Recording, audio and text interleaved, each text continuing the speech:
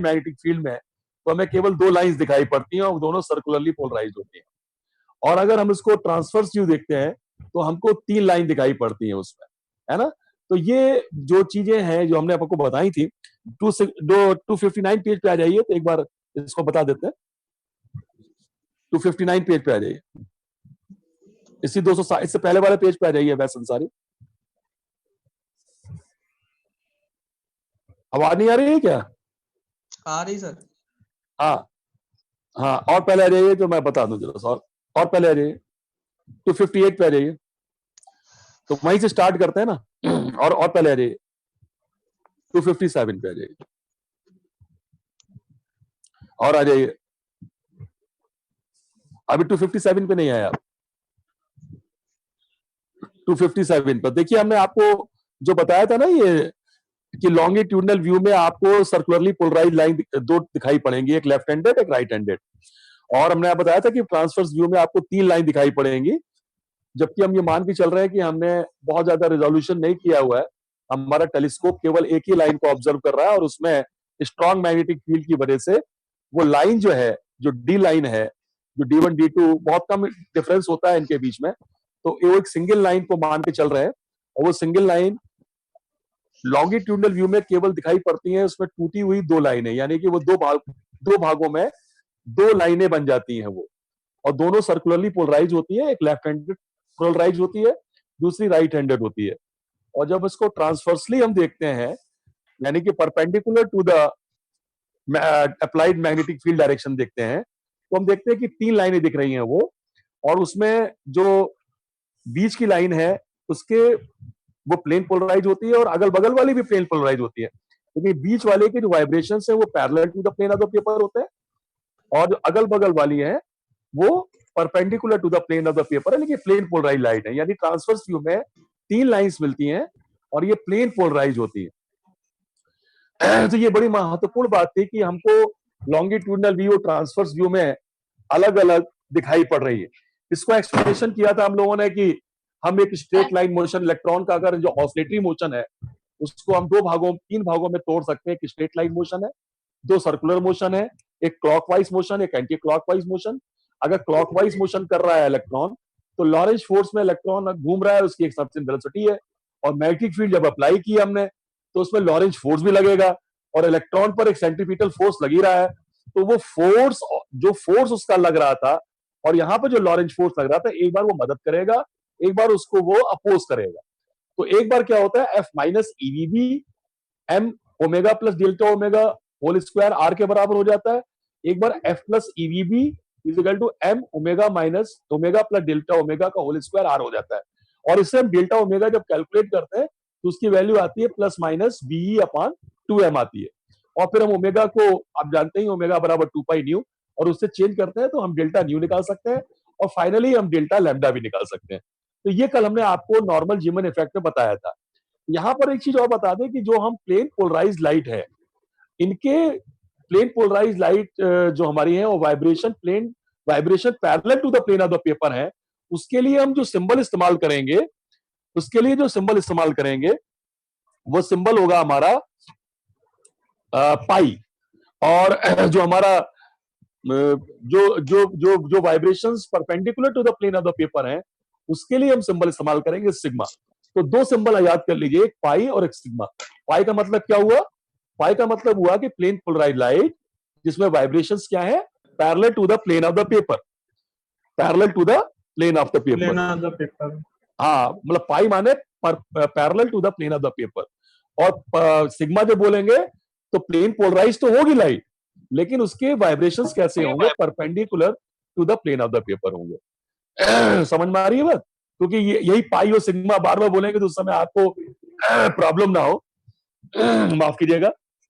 तो ये मैंने बताया आपको। और फिर इसके बाद जो इंपॉर्टेंट बात थी वो ये थी कि एनॉर्मस जीमन इफेक्ट पे हम लोग आ जाते हैं। और मैं चाहूंगा कि अंसारी जी आप उसको 260 पेज पर, या जिस पेज पे एनॉर्मस जीमन इफेक्ट था उस पेज पे ले आए हम लोगों को। नहीं, ये थोड़ा सा और आगे आ गए। यस, एनॉर्मस जीमन इफेक्ट दिखाई पड़ रहा है अब आपको। एनॉर्मस जीमन इफेक्ट में जैसा कि हमने बताया था कि we know that in the case of normal Zeeman effect, when the magnetic field is strong, the sodium D line is split into 3। 3 का मतलब कब? जब ट्रांसवर्स व्यू था, और 2 जब लॉन्गिट्यूडनल व्यू था कंपोनेंट्स। यही तो बोला अभी आपके सामने, तो आपको क्लियर हो गया ना? जब स्ट्रॉन्ग मैग्नेटिक फील्ड में 3 में टूटती है जब ट्रांसवर्स व्यू होता है, और 2 में टूटती है जब लॉन्गिट्यूडनल व्यू होता है। पर टूटती तो होगी, पता नहीं कितने में, वो देखने की बात है। वो तो जैसे कहते नहीं है कि ये हमारा इल्यूजन है, मतलब हमको एक दिखती नहीं है, या हमारा देखने का जो नजरिया है, तो उसको एक्सप्लेनेशन कर सकते हैं क्वांटम मैकेनिकली, लेकिन हम उतना डीप में नहीं जाना चाहते। एनॉमलस ह्यूमन इफेक्ट में ज्यादा क्वांटम मैकेनिक्स इन्वॉल्व है। नॉर्मल ह्यूमन इफेक्ट का हमने क्लासिकल आपको एक्सप्लेनेशन दिया है, तो हम लोग इसमें जो लॉरेंज एक्सप्लेनेशन है वहीं से काम चला रहे हैं, लेकिन एनॉमलस ह्यूमन इफेक्ट में हम क्वांटम मैकेनिक्स का भी एप्लीकेशन करेंगे, इसलिए एनॉमलस ह्यूमन इफेक्ट थोड़ा इंपॉर्टेंट हो जाता है और इस पर अच्छा क्वेश्चन बन सकता है।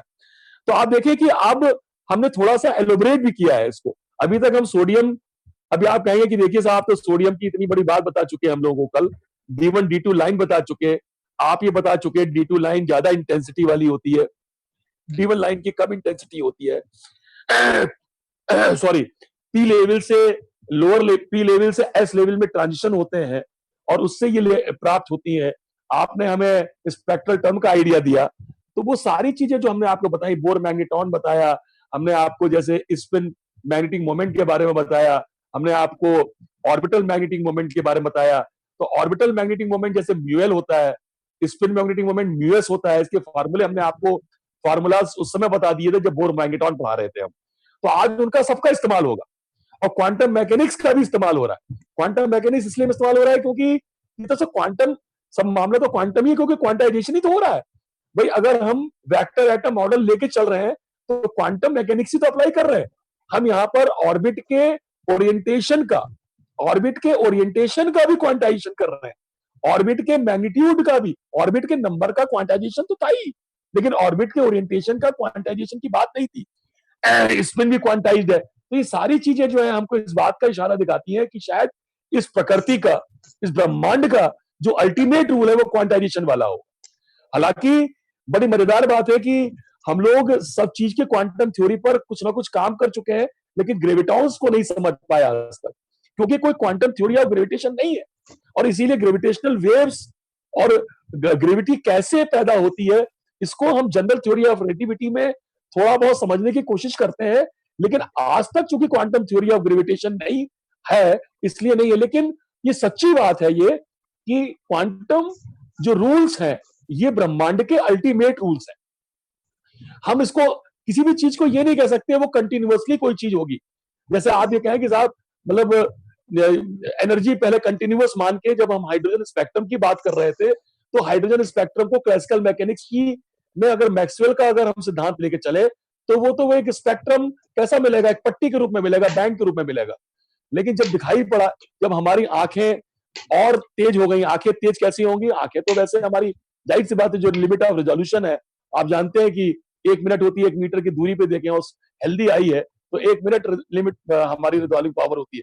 लेकिन जब हमने इसको हाई रिजॉल्विंग पावर वाले ऑप्टिकल इंस्ट्रूमेंट से देखना प्रारंभ किया, और जैसे जैसे रिजॉल्विंग पावर बढ़ती गई, वैसे वैसे हमारी चीजों को देखने की क्षमता बढ़ती गई, और हमारी आंखें खुलती गई कि अरे, हम जिसको जैसा समझ रहे थे वैसा नहीं है।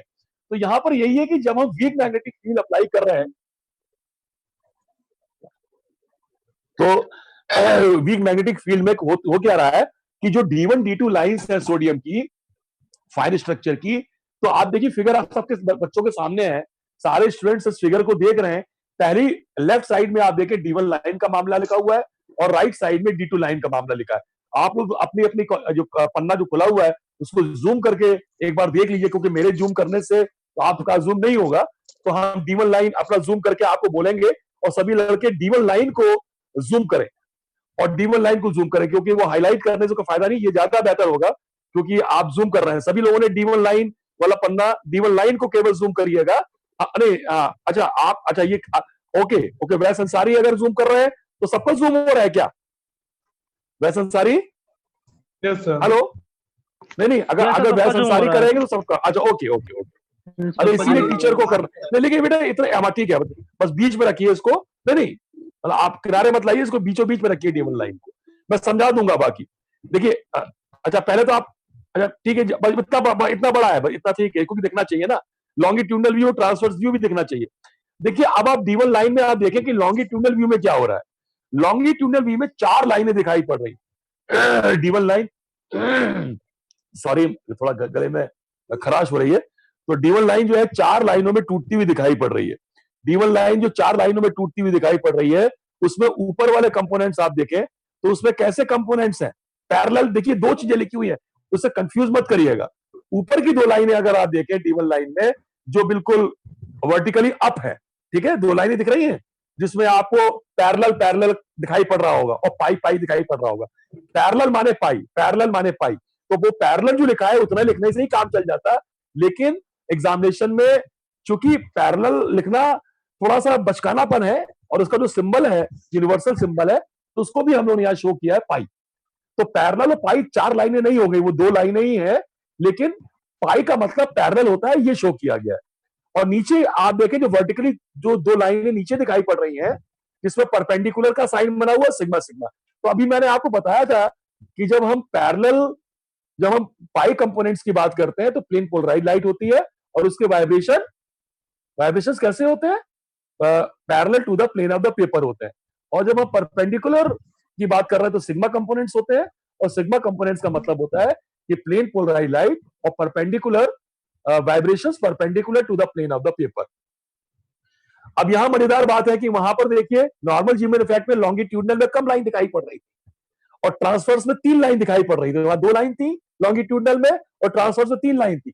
यहां लॉन्गिट्यूडनल में 4 लाइन दिख रही है और ट्रांसफर्स व्यू में कितनी दिख रही है आपको, केवल 2 लाइन दिख रही है। ठीक है ना। तो ये हमारा है लॉन्गिट्यूडनल और ट्रांसफर्स व्यू वाला, तो आप इसको अच्छी तरीके से समझ लीजिए। और यहां पर इसी तरीके से D2 लाइन में भी ये हमारे पास दिखाई पड़ रहा है, और ये आपका लॉन्गिट्यूडनल और ट्रांसफर्स व्यू। तो इसमें 6 लाइनें दिखाई पड़े, 2 2 4 2 6। ये D2 लाइन का है और ट्रांसफर्स व्यू में ये हमारी दोनों सर्कुलरली पोलराइज लाइट्स हैं। ठीक है, तो ये इंपॉर्टेंट चीज थी। इसको जूम अप सही कर दीजिए, उसको नॉर्मल पन्ना ले आइए। यस, तो ये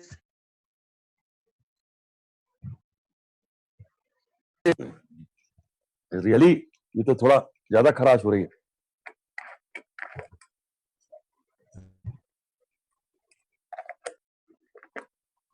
तो हम लोग अब 261 पेज पे आ जाए।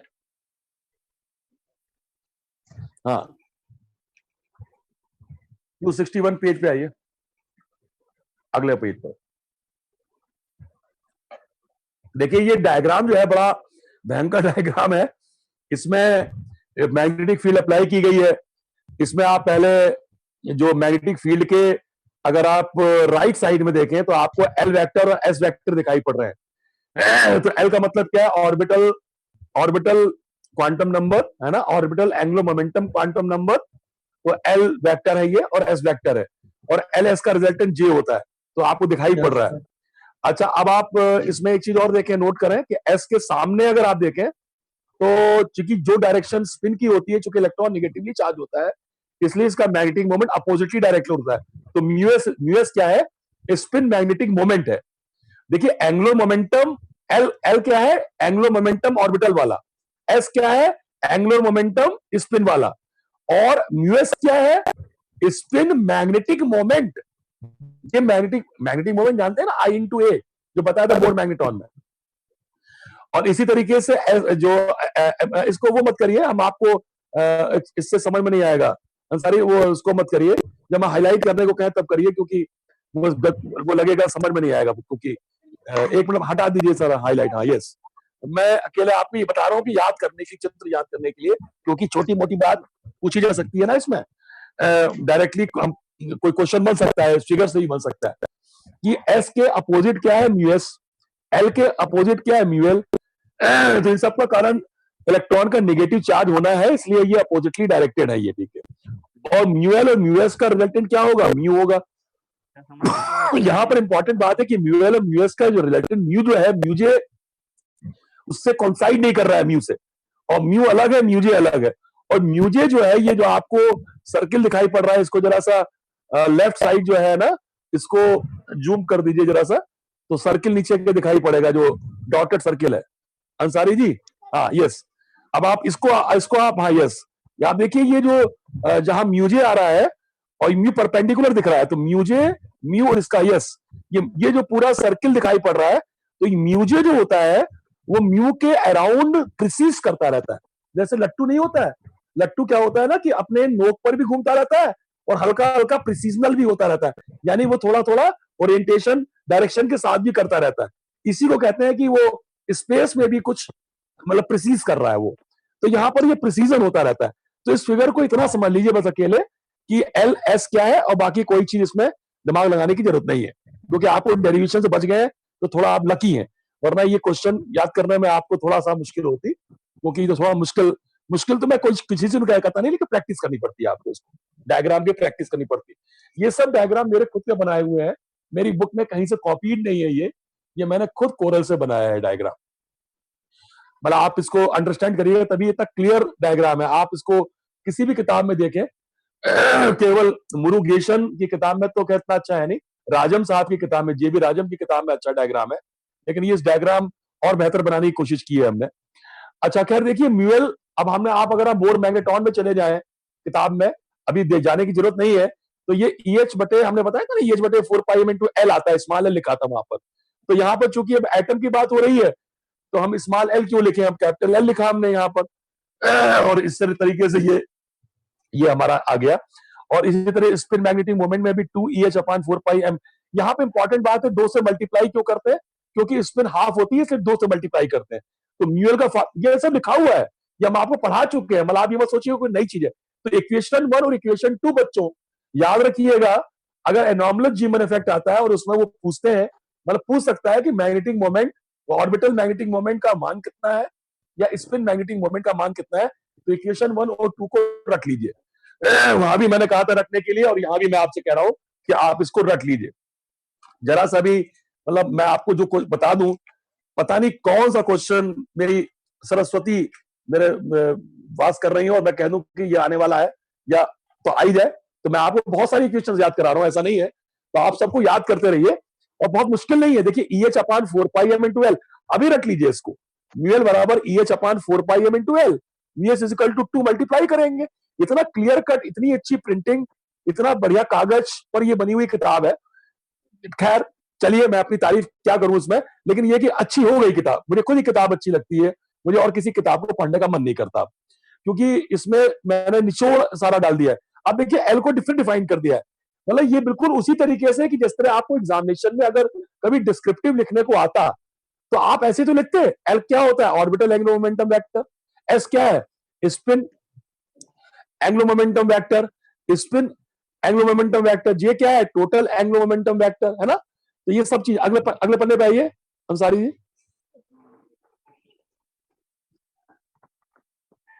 एक मिनट, इसको रहने दीजिए, इसको रहने दीजिए, इसको रहने दीजिए प्लीज। इस पन्ने पे आइए दोबारा, इस पन्ने पे आइए, हाँ यस, हाँ मैं एक मिनट जूम, मैं इसको हाँ सही कर दूं।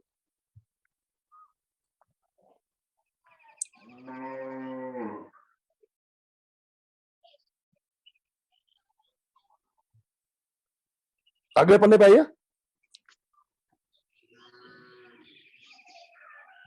आज ये भगवान चाहेगा तो ये कोर्स खत्म हो जाएगा, आपका एक टेंशन खत्म हो जाएगा, फिर इसमें प्रॉब्लम डिस्कस करेंगे। नेक्स्ट जो होगी उसमें प्रॉब्लम, कुछ इंपॉर्टेंट क्वेश्चंस, तमाम चीजें डिस्कस करेंगे। आपकी किताब गायब हो गई, अगले पन्ने पर आइए 260 यस। तो भैया ये देखो हमने म्यूएल क्या है, जरा सा इसको जूम करिए, जरा सा म्यूएल म्यूएस म्यूएसजे, इस जो हम ना ऊपर जो लिखा हुआ है, अंसारी इसको जूम आप कर दीजिए तो लड़के देख लेंगे उसको। हाईलाइट करने से बेटर है जूम कर दीजिए, नहीं नहीं इतना जूम मत करिए कि दिखे ना पूरा, मतलब पूरा, यस। आपने किया है कि हमने किया है, ठीक है मैं पढ़ लेता हूं। म्यूएल सब लड़के देख ही रहे हैं, ऑर्बिटल मैग्नेटिक मोमेंटम वेक्टर है, म्यूएस का मतलब स्पिन मैग्नेटिक मोमेंट वेक्टर है, म्यूजे का मतलब टोटल मैग्नेटिक मोमेंटम वेक्टर है। टोटल मैग्नेटिक मोमेंटम ये गलत लिख गया, टोटल मैग्नेटिक मोमेंटम गलत लिख गया है, ये यहां पर मैं गलती देख रहा हूं अपनी, यह टोटल मैग्नेटिक मोमेंट है ये, म्यूजे का मतलब टोटल मैग्नेटिक मोमेंट है ना। तो यहां पर थोड़ा सा इसको करेक्शन कर लीजिएगा, टोटल मैग्नेटिक मोमेंट है ये, this is not momentum. Mu vector मैंने क्या लिखा है, प्रोसेसेस लिख दिया है इसमें, तो PRO नहीं होगा वहां पर, PRE होगा। नहीं नहीं वेक्टर तो होगा बेटा, उसको मत काटो, मोमेंटम जो लिखा हुआ है, मोमेंटम में मोमेंट यूएम हट जाएगा बस, म्यूजियम में मोमेंटम में यूएम हट जाएगा। तो वो हमको लगता है कहीं ये अच्छा हुआ, दिख गया मुझे, इसको मैं करेक्ट करूंगा नेक्स्ट टाइम। म्यू क्या है, वेक्टर प्रेसिजेस, तो प्रोसेसेस लिख दिया गया है इसमें गलती से, तो PRE होता है। प्रोसेस का मतलब वो हो गया कि कोई विधि हो रही है, कोई काम हो रहा है, या प्रीसिस माने होता है कि वो कोई चीज घूर्णन कर रही है ना, तो प्रीसिस PRE। हाँ, पी क्या लिख रहे हैं आप? अच्छा, PRE नहीं लिख पाओगे रहने दो, मैं बोल दे रहा हूँ, बस परेशान मत हो, लड़के कॉपी पेन है, मैं स्पेलिंग बोल दे रहा हूं ना। PRE CESSES, तो इसको चेंज कर लीजिएगा, है ना, उसको मिटा दीजिए सब पूरा, ये जो लिख रहे हैं हटा दीजिए। वो मुश्किल होता है बेटा लिखना, हाईलाइट करना आसान है, लिखना मुश्किल होता है, मुझे पता है, जब तो बहुत प्रैक्टिस ना हो तो लिखना मुश्किल हो जाता है, तो आप इसको हटा दीजिए प्लीज, थैंक यू। तो ये हो गया। अब इसके बाद देखिए, अगर आप पुरानी फिगर पे जाओगे तो हम नीचे वाली जो वेक्टर फॉर्म आपको दिखाई पड़ रही है, इक्वेशन 4 पे आ जाइए आप सब लड़के, इक्वेशन 4 को देखें और आप इसको देखेंगे, म्यूजे बराबर म्यूएल कॉस एलजे और म्यूएस कॉस एसजे। ये क्या है, एक तरीके से प्रोजेक्शन लिया है हमने। क्या म्यूजे किसके बराबर, mu L cos theta plus mu S cos theta. तुम अगर म्यूएल और म्यूएस को देखो तो म्यूजे कहां जा रहा था, उसके बीच से जा रहा था ना, तो उनका प्रोजेक्शन, और एल कॉस एलजे का मतलब क्या है, एल और जे के बीच में, एल वेक्टर और जे वेक्टर के बीच में जो एंगल बन रहा है, समझ रहे हैं आप लोग? ब्रैकेट में कॉस एलजे जो लिखा हुआ है उसका मतलब है एल और जे के बीच का एंगल, और कॉस एसजे जो लिखा हुआ है इसका मतलब है कि कॉस,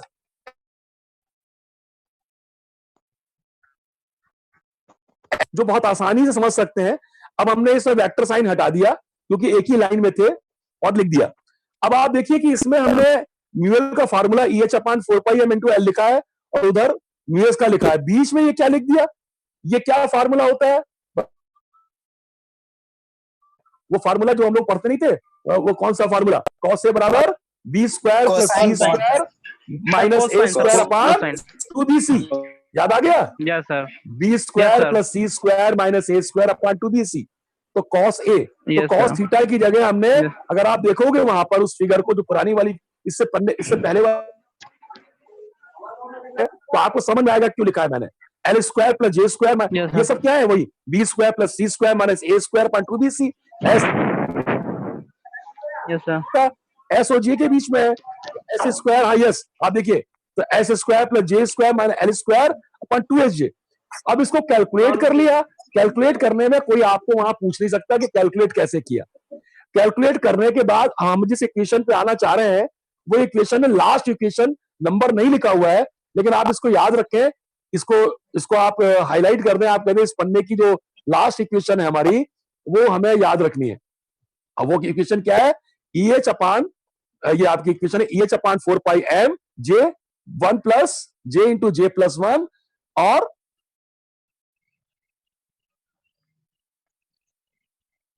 एल्जेब्रा है। इस एल्जेब्रा के लफड़े में पढ़ने की आवश्यकता नहीं है, इसकी झमेले में पढ़ने की आवश्यकता नहीं है आपको, क्योंकि आप कुछ चीजों से बच रहे हैं। आपको फिजिक्स बता रहा हूं मैं, फिजिक्स समझिए। फिजिक्स ये कि हम लोग यहां पर तमाम, और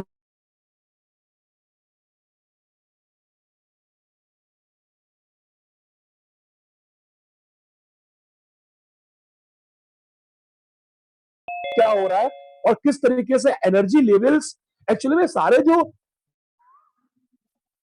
ना एनर्जी लेवल्स अगर स्प्लिट करते हैं तभी तो ट्रांजिशन ज्यादा होंगे, लाइंस क्यों मिलेंगी। यहां पर हम एक्चुअली में, हमारा टास्क क्या है, हमारा टास्क क्या है कि वीक मैग्नेटिक फील्ड अप्लाई करने से, वीक मैग्नेटिक फील्ड, आपकी किताब में दिखाई पड़ रही है, पन्ना नहीं दिखाई पड़ रहा है, नेट शायद वीक है उसका, नेट इशू कर रहा है शायद उसका। अच्छा, नहीं आप लोग को दिख रही है, यहाँ बताओ, वहाँ चला जाए बाहर, तो मुंह नहीं उनका इशू कर रहा है। हाँ सर, उनका इशू कर रहा है।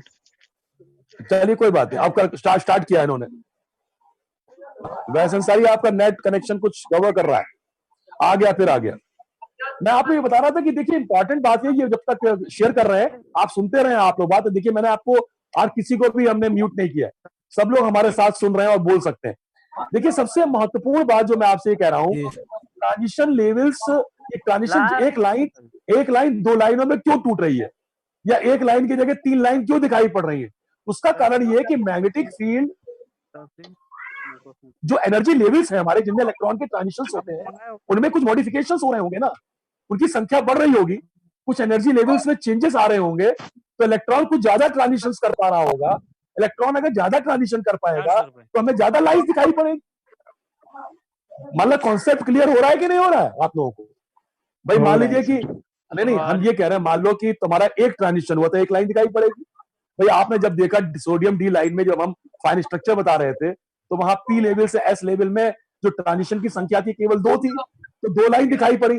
अब हमने मैग्नेटिक फील्ड लगाई, तो मैग्नेटिक फील्ड में जो D1 D2 लाइन मान लो आ रही थी अपर पी लेवल से लोअर एस लेवल तक आ रही थी, लेकिन अगर अपर पी लेवल भी कई लेवल में और टूट जाए तो इलेक्ट्रॉन तो कई बार ट्रांजिशन कर सकता होगा सिलेक्शन रूल्स के हिसाब से, तो वो लाइन तो कई सारी लाइन दिखाई पड़ेगी ना। तो D2 लाइन ये D1 लाइन ये टूट जाएगी, अगले लाइन पे अगले पे आ जाएगी भैया। या लास्ट वाला इन्होंने हाईलाइट किया है, इसको लिख लीजिएगा और इसके बाद अगले पे आ जाइए। एडमिट कर देते हैं, तुषार सिंह भी आ गए। तुषार सिंह बहुत लेट आया। अच्छा, अब इसके बाद देखिए, तो ये हमारे पास करने के बाद देखिए लास्ट में इक्वेशन 6 जो है, जो इतना बड़ा एक्सप्रेशन लिखा था 1 + j × j + 1 + s × s + 1 वगैरह वगैरह जो लिखा हुआ था, उसको जगह पर हमने एक छोटी सी चीज लिख दी, जी का मतलब क्या, जी को डिफाइन कर दिया है, जी बराबर 1 + यस, इसको लिख लीजिए। इक्वेशन 7 बहुत इंपॉर्टेंट है, इक्वेशन 6 बहुत इंपॉर्टेंट है।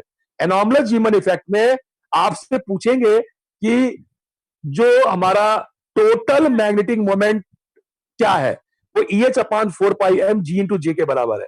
और जी क्या है, इसको लैंडेस स्प्लिटिंग फैक्टर कहते हैं। ये एक्चुअली में इलेक्ट्रॉन के एनवायरनमेंट को बताता है। इसको जी का अगर आप देखें तो जी की बात हमने बोर मैग्नेट्रॉन में भी की थी, है ना? हमने जी की बात बोर मैग्नेट्रॉन में भी की थी, अगर आप ध्यान दें। हमने बताया था μL/L बताया था ना हमने आपको। अगर आपको भूल गए आप लोग, आपको पढ़ाते हैं अभी 4 दिन 2 दिन पहले ही तो पढ़ाया है कि वो हमने μL/L को जी लिखा था। तो वहां पर इसको जाइरो मैग्नेटिक रेशियो भी कहते हैं। हाँ, तो कहने मतलब है कि जी को लैंडेस स्प्लिटिंग फैक्टर भी कहते हैं। तो जी से कंफ्यूज मत करिए। तो ये जी बड़ा इंपॉर्टेंट फैक्टर है। और 1 + j × j + 1 + s × s + 1 - l × l + 1 / 2j j + 1, इसको रट लीजिएगा। एक दिन में रट नहीं पाओगे, जब एग्जाम आएगा तो प्रेशर हो जाएगा। इस समय सब लोग रामायण महाभारत